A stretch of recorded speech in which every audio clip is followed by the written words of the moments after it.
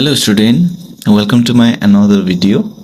र आज हामी क्लास 9 म्याथ्स को chapter lines and angle exercise 6.2 गर्ने वाला छौं र यो भन्दा अगाडि मैले अलरेडी 6.1 को एक्सरसाइज सल्भ गरिसकेको छु र साथै इन्ट्रोडक्सन भिडियो पनि अलरेडी बनाइसकेको छु, हजुरले त्यो हेर्न सक्नुहुन्छ। र आज यो क्वेशन नम्बर 1 यस प्रकार छ। In figure 6.29 if AB parallel to CD, CD parallel to EF and Y is to Z equals to 3:7. Find X. यानी कि हामीलाई एउटा फिगर दिएको छ जसमा चाहिँ AB लाइन प्यारलल छ CD सँग। ओके, त्यसरी फेरि CD लाइन चाहिँ प्यारलल छ EF सँग है। र प्यारलल लाइन भन्ने कुरा के हो मैले अलरेडी तपाईलाई इन्ट्रोडक्सन भिडियोमा एक्सप्लेन गरिसकेको छु, हजुरले त्यो भिडियो हेर्न सक्नुहुन्छ यदि तपाईले बुझेको छैन भने है। र साथै एउटा के छ यहाँनिर ट्रान्सभर्सल लाइन पनि छ। ओके, र त्यसरी यहाँनिर एक साइडमा x एंगल छ, एक साइडमा y छ र एक साइडमा z एंगल छ। र यसबाट हामीलाई जुन चाहिँ एंगल y र z चाहिँ केमा दिएको छ, रेशियोमा दिएको छ। ठीक छ, र हामीले खोज्नु पर्ने चाहिँ यो x एंगल खोज्नु पर्ने।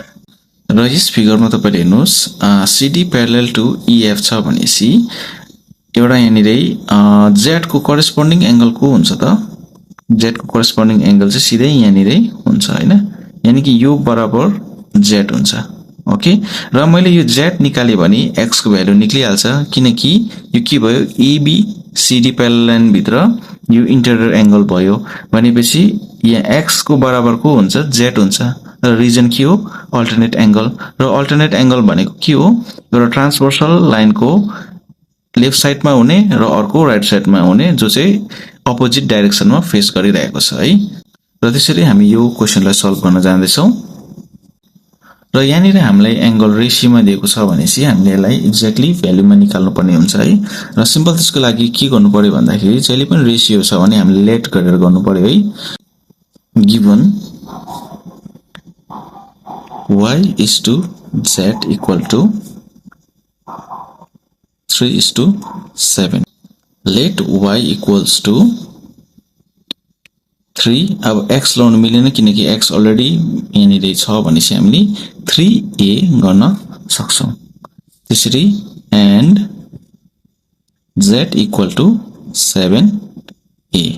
So angle y plus z equals to 180 degree। Next हामी यो गर्न सक्छौं है। y र z जोड्दाखेरि यो एउटा CD एउटा स्ट्रेट लाइन छ, स्ट्रेट लाइनमा यहाँ दुईटा एंगल को पेयर बनिरहेको छ है। सो यो दुईटालाई जोड्दाखेरि के बन्छ लिनियर पेयर है, जसको सम चाहिँ कति हुन्छ 180 डिग्री हुन्छ। अब एंगल y भनेको कति हो त 3a प्लस z भनेको 7a equals to 180 degree. 3a plus 7a कति भयो त 10a equals to 180 degree.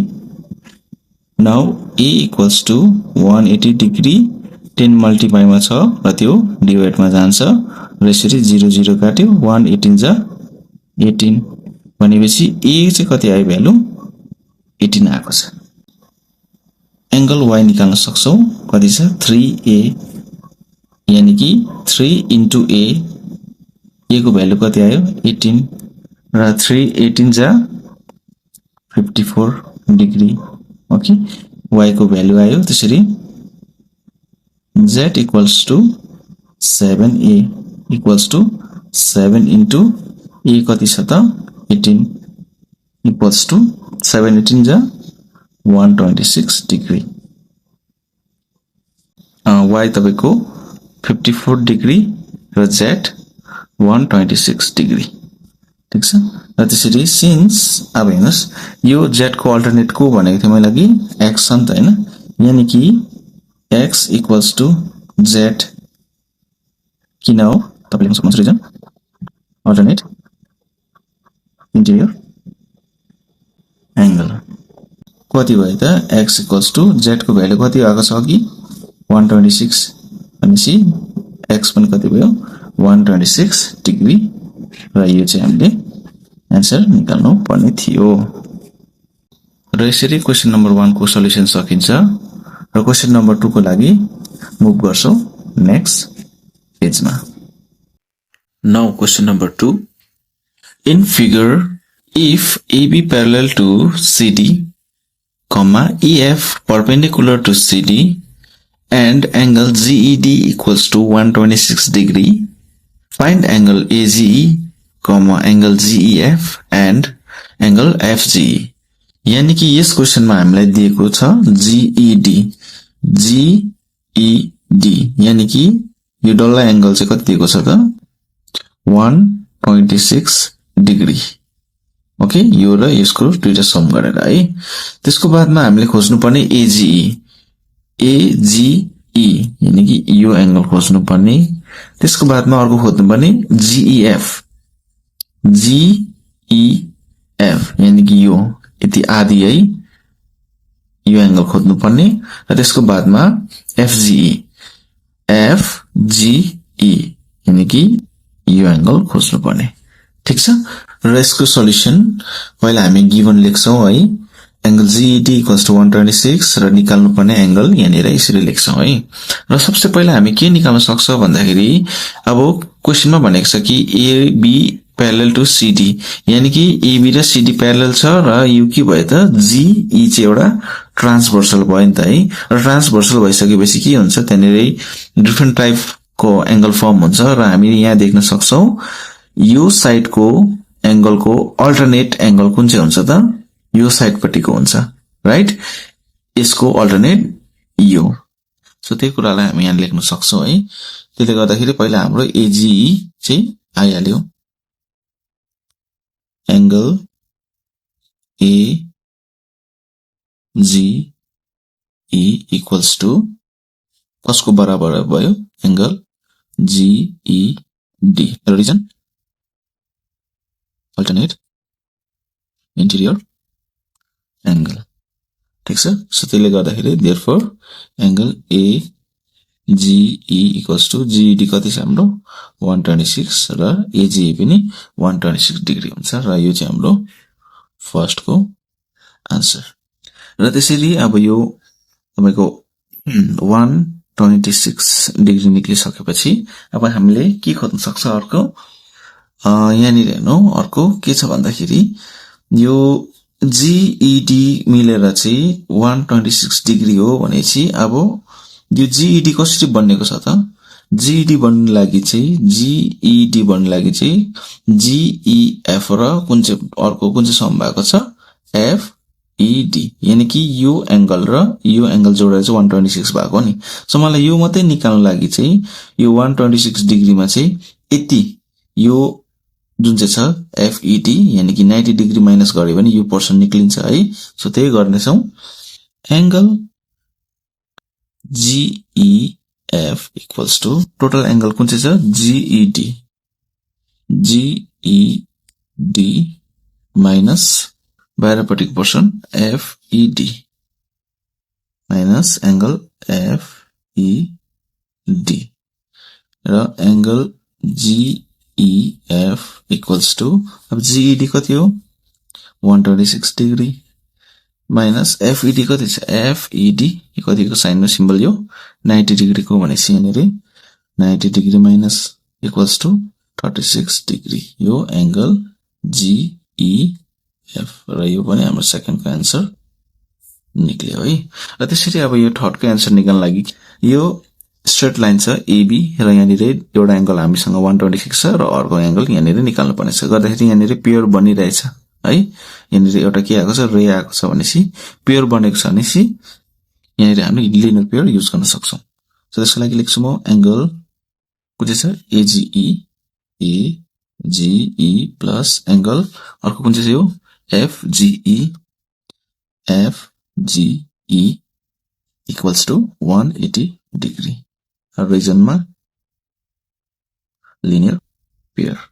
अब एंगल AGE कति छ अघि भर्खर निक्लेको 126 डिग्री प्लस एंगल FGE निकाल्दैछौं equals to 180 degree angle FGE equals to 180 degree र यता जाँदा यो माइनसमा जान्छ र minus 126 degree गर्दाखेरि तपाईको 54 degree यो angle FGE ओके र यो थर्ड को आन्सर 54 degree सो यो कति निक्लेको थियो हाम्रो अघि 36 degree क्वेशन नम्बर 3 को लागि हामी नेक्स्ट पेजमा मुभ गर्छौं now question number 3 in figure if PQ parallel to ST angle PQR equals to 110 degree and angle RST equals to 130 find QRS यानी कि यस क्वेशनमा हामीलाई PQ लाइन र ST लाइन चाहिँ प्यारलल छ भनेर भनेको छ है त्यसको बादमा एंगल PQR चाहिँ कति भनेको छ 110 डिग्री हैन त्यसको बादमा अर्को RST कति भनेको छ 130 डिग्री भनेको छ र हामीले खोज्नु पर्ने चाहिँ के रहेछ QRS यानी कि यो क्वेशन चाहिँ कन्स्ट्रक्सन बिना गर्न सकिँदैन है र त्यसले गर्दा फर्स्ट हामी कन्स्ट्रक्सन गर्छौं है ओके गिवन मैले लेखिसकेको छु है त्यसको बादमा कन्स्ट्रक्सन गर्छौं हामी कन्स्ट्रक्सन चाहिँ के गर्नु पर्यो draw line XY parallel to PQ and ST एउटा लाइन ड्रा गर्नु पर्यो जसको नाम चाहिँ XY जो चाहिँ कसको प्यारललमा हुन्छ PQ र ST को प्यारललमा हुन्छ यो लाइन भयो तपाईको X यो Y जो चाहिँ PQ र ST को प्यारलल छ है र यहाँ हेर्नुस् दुईटा प्यारलल लाइन PQ र XY यहाँ निरे एउटा यो ट्रान्सभर्सल के भयो त QR ट्रान्सभर्सल भएपछि यहाँ निरे एउटा एंगल फर्म भएको छ र यहाँ निरे पनि एउटा एंगल फर्म हुन्छ जसलाई हामी नेम दिन्छौं A कुनै पनि प्यारलल लाइनमा ट्रान्सभर्सल आएको छ र त्यसमा चाहिँ एउटै साइडमा दुईटा एंगलको सम चाहिँ कति हुन्छ त 180 डिग्री हुन्छ र त्यसलाई हामी के भन्छौं को इन्टिरियर एंगल जुन चाहिँ मैले इन्ट्रोडक्सन भिडियोमा अलरेडी तपाईलाई बुझाइसकेको छु र त्यसरी अर्को साइडमा हेर्नुस् ST प्यारलल टु XY नै भयो है र यहाँ नि पनि 130 एउटा एंगल बनेको छ र अर्को पनि हामी यहाँ नि एंगल B भनेर बनाउँछौं र यो दुईटाको एंगल सम गर्दा पनि अगाडि यहाँ पनि के भयो त को इन्टिरियर एंगल फर्म भयो अब हामी एंगल A लाई पहिला खोज्छौं है र एंगल A लाई खोज्न लागि के गर्नुपर्छ सिम्पल 110 डिग्री सिन्स लाउनुस् 110 डिग्री प्लस यो के भयो angle A equals to 180 degree हैन रिजन मैले भनिसके को interior angle A equals to 180 degree minus 110 degree angle A equal to 70 degree यानी कि यो कति निक्ल्यो त हाम्रो एंगल A 70 degree निक्ल्यो र त्यसरी नै अर्कोपट्टि अब सिन्स 130 degree plus अर्को angle B equals to 180 degree region same छ को interior angle र angle B equals to 180 degree minus 130 degree angle B equals to 180 minus 130 equals to 50 degree र एंगल A र एंगल B पनि हाम्रो यहाँ नि निक्लियो है एंगल A र एंगल B निक्लिसक्यो र यहाँ नि हाम्रो बीचको एंगल निकाल्नु पर्ने छ है र के हो XY एउटा स्ट्रेट लाइन हो है र स्ट्रेट लाइनमा कुनै पनि तीनटा एंगलको सम चाहिँ कति हुन्छ त 180 डिग्री हुन्छ जसलाई हामी के भन्छौं sum of angle in straight line so त्यही कन्सेप्ट हामी युज गर्छौं है since angle A plus angle B plus angle जुन चाहिँ हामीले निकाल्नु पर्ने छ QRS equals to 180 degree region sum of angles in straight line र एंगल A हाम्रो कति छ 70 degree प्लस एंगल B हाम्रो 50 degree plus angle QRS equals to 180 degree र 70 plus 50 120 degree plus angle QRS equals to 180 degree र angle QRS equals to 180 degree minus 120 degree. Therefore, angle QRS equals to 180 minus 120 60 degree. र यही चाहिँ हामीले answer निकाल्नु पर्ने थियो है।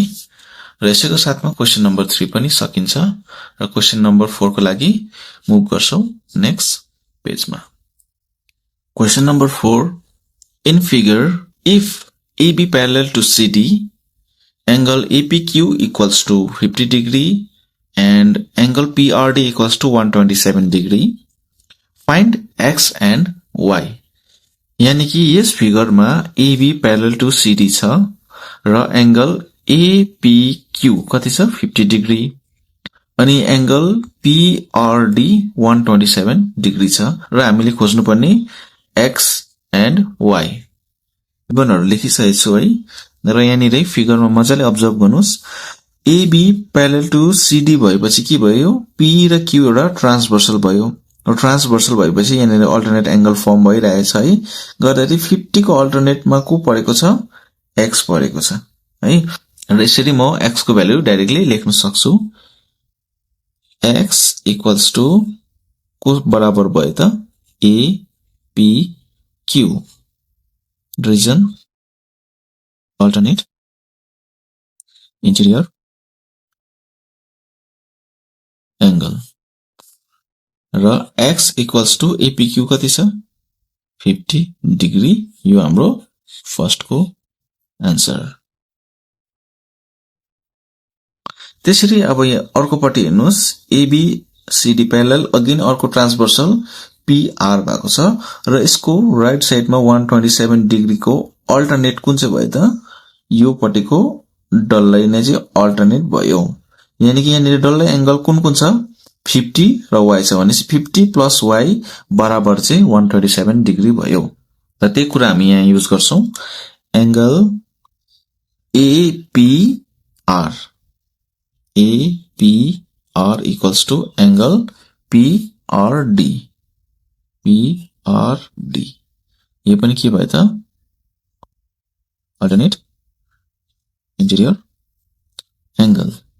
र APR कसरी बनेको छ, अब APR मा 50 र Y को सम छ भनेपछि 50 degree plus Y equals to PRD कति छ 127 डिग्री।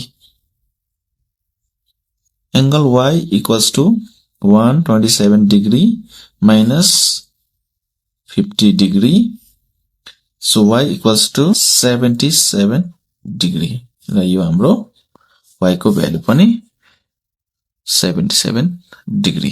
एकदमै सजिलो क्वेशन छ र यसैको साथमा क्वेशन नम्बर 4 पनि सकिन्छ।